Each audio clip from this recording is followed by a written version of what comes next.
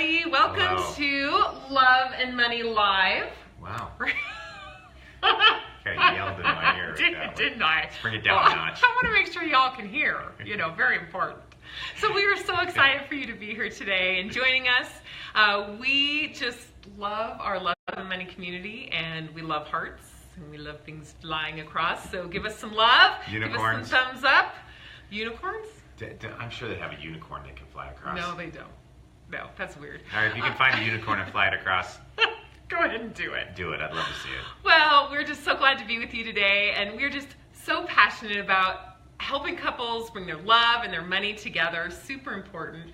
But you know, it's interesting. We have a TV in our office, right, as you walk in. It's always on Fox Business because I like to watch the markets. Yeah, you know, I like ebb and flow, and they have really cool statistics. Yeah. And I have to share this. It's not what we're talking about today, because this all month we've been talking about financial infidelity, and so we're wrapping up today. And today we're talking to people that are maybe dating, whether you've been married before or you're young and you're just thinking about maybe getting serious with someone. We want you. Or you have a child. Oh yeah, so that's such a good point you can always forward this on to anybody. So we're going to be talking about dating and financial infidelity. We've got 3 awesome points that we want to go over with you, but I'm just going to go on a little rabbit trail. I was sitting at my desk. I glanced up to look at the TV, and it said that a recent poll, 75% of adults are paying something for their adult children. 75%. That means, so I have a Not 16 you, right? and a 14-year-old. But my goal is to put them in a position where I am not having to pay for them when they are 30 and 35. But 75% of parents are still paying for adult child expenses. I don't know what the statistic would be if we went back and looked at that maybe in 1945, 65, 75, or 85. But I guarantee you it ain't 75%. Now, there's a lot of other factors, and I get that as you're going through the excuses in your mind. One of them might be the job market's tougher. It's so much harder on our kids. No, it's not. When I got out of school, there were no jobs. I waited tables and I sold MCI long distance in this huge, terrible telemarketing bull. The reality is, I know there's some circumstantial evidence, but we have got to get away from paying for everything with our kids. Right. Okay, we're going to talk about that whole thing later this year. Yeah. And we're not here to shame you. No. We don't shame people. No. We're more about love and money. But when I saw that statistic, I was horrified, because we want your relationship to be awesome. And there is no way in the world that one of you is not resentful in your relationship if you're still paying for your adult kids. So anyways, we'll talk about that later. Think to yourselves, are we still paying for our adult kids stuff, and do we need to be doing that? Yeah. But with that, let's just jump in and talk about financial infidelity. Dating financial. Okay. So one of the things that a lot of people do, I was single till I was 32. So I dated for a lot of years. And I was single till I was 28. Before I married him. Yay. Almost 20 years in July. Yay. 20 years this July. Yeah. There we July go. 12th. Yeah. Just Pretty kidding. cool. I know it's the 31st. Okay, I was just seeing if she's going to go with it. All right, anyway. Wow. But here's what I would often do, and I don't know if either if it's maybe your second marriage, or you're single again. But what a lot of times people do is they just block out things that might kind of feel bad inside a little bit, kind of blocking it out. And one of the things that's super important to be on the same wavelength about when you marry someone and you're in a serious relationship with someone is money. Because money impacts just about every decision that you make. And so if you don't have that common ground in how you think and deal about money together, you will have problem after problem after problem. Let me give you an example. Let's say you go to get some gas, and one of you is just like so frugal, so on that saver security seeker side with the money personalities, and the other person is more like risk taker spender, and the other person's like, well, I want to get quality gas, and the other person's like, who cares about the quality, just get the cheapest. Those kind of arguments will all the time, if you don't have some kind of common ground as to how you're going to work them out, will tear you apart, and you will be, if you're divorced once, you'll be divorced again, I guarantee it. And it's probably over the exact same reason, so which is probably money. Right, so we don't want that to happen. So one of the things that we often do when we're dating people, if there's things we don't like, we kind of go, well, that'll get figured out some other time. I'll change them. Or I'll change them. That's very common. No, you won't, especially when it comes to money. So we really want to give you some tips today. Forward these on to anybody that you know is dating, and so you can have this really clear understanding to make sure that this is a good fit for you, because if it isn't, it can be horrible. Yeah. We're hearing stories all the time. We hate it, but we love it, but we hate it when we like that you are talking to us, but it breaks our heart. So if you are not married, then you are not married to their money yet. So once you get married, you are married to their money. And do not trick yourself that, oh, he'll have his money and I'll have my money, and never we're gonna never work. going to talk about money. Even if you're both divorced with other kids. So maybe you're bringing a blended family. Yeah. Holy smokes. You add that complication with the money on top. Yeah. We had an interesting situation with a blended family not too long ago where he had a lot of money and she had no money. And so they blended their family, and they were blending it later in life, so the kids were in high school. Well, and they were all in the same age group. They were all like seniors, juniors, and sophomores. And when it came time for college, his son went off to college, and he was cutting the check for college. When her son went off to college, he wasn't helping at all with his stepson and his college. Now, we're not here to make a judgment. We're not here to say good, bad, or indifferent what we would do.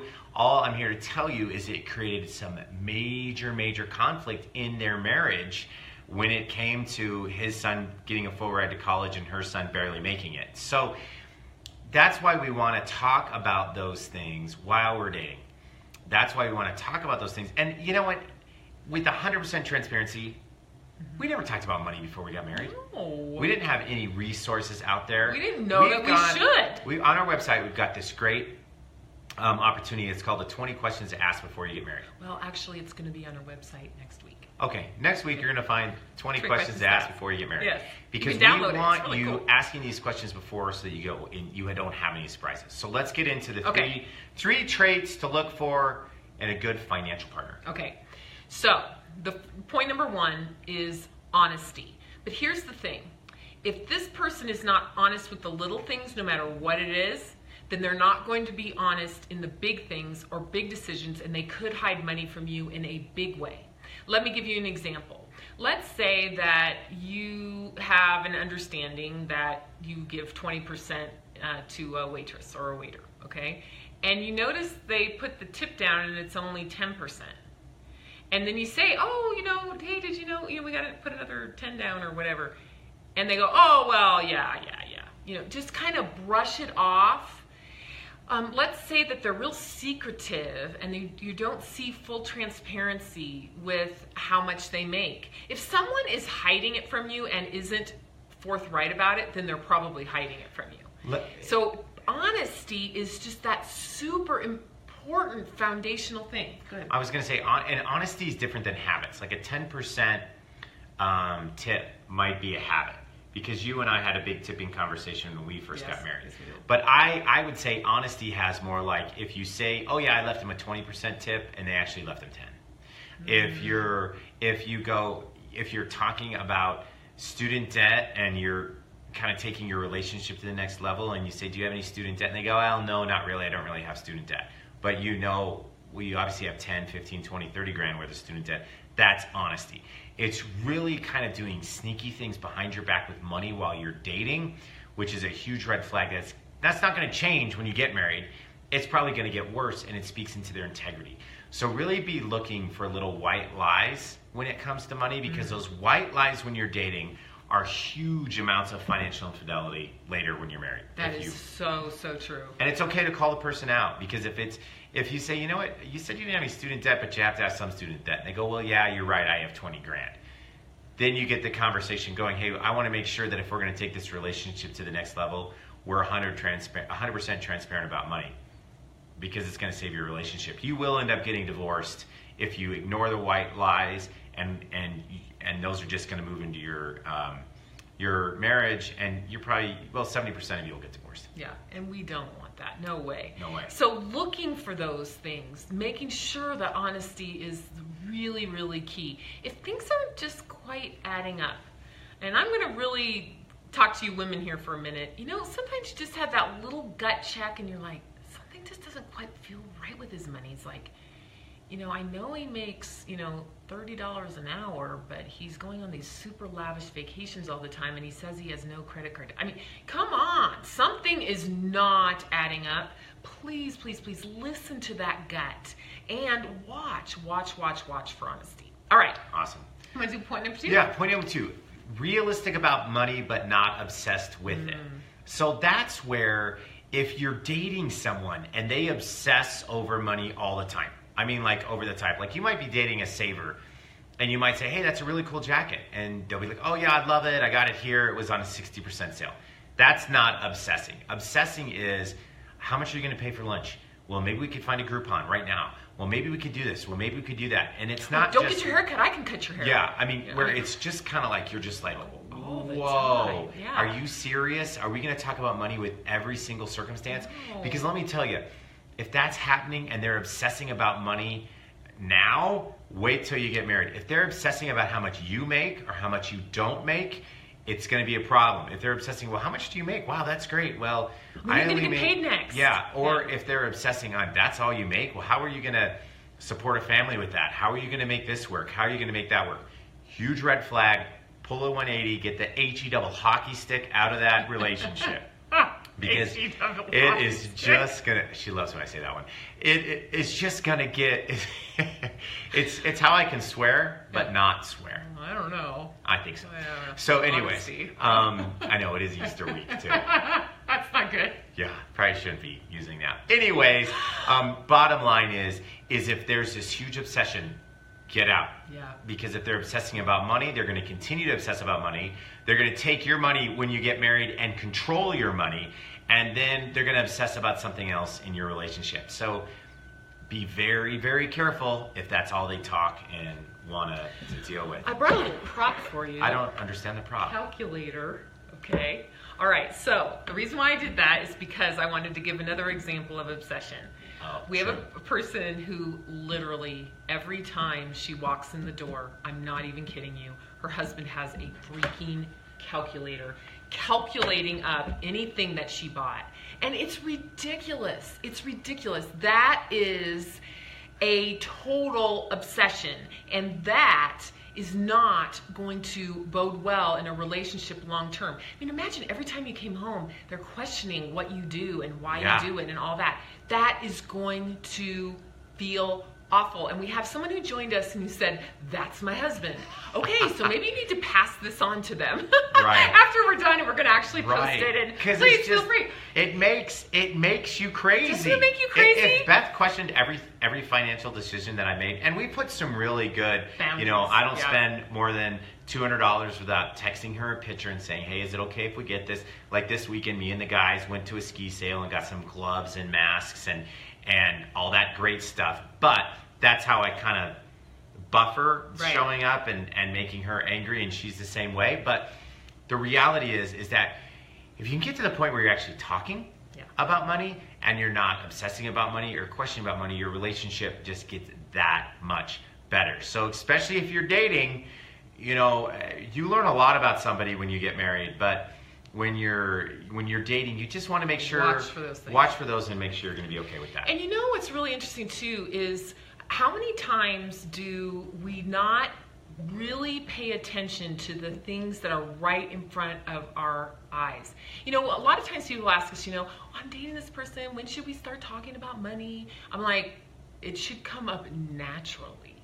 If your relationship, if this person never, ever, ever talks about money, and again, you're noticing, they're going on lavish trips, they make $30 an hour, and they have no credit card debt, supposedly. There's something not working, then that's something scary. By the way, if you are dating someone, the best way to start the conversation is to discover your two money personalities, because that's fun. Well, it's fun, and we have this question from people dating all the time, which is like, so how do we start the money conversation? Like, we're kind of taking our relationship to the next level.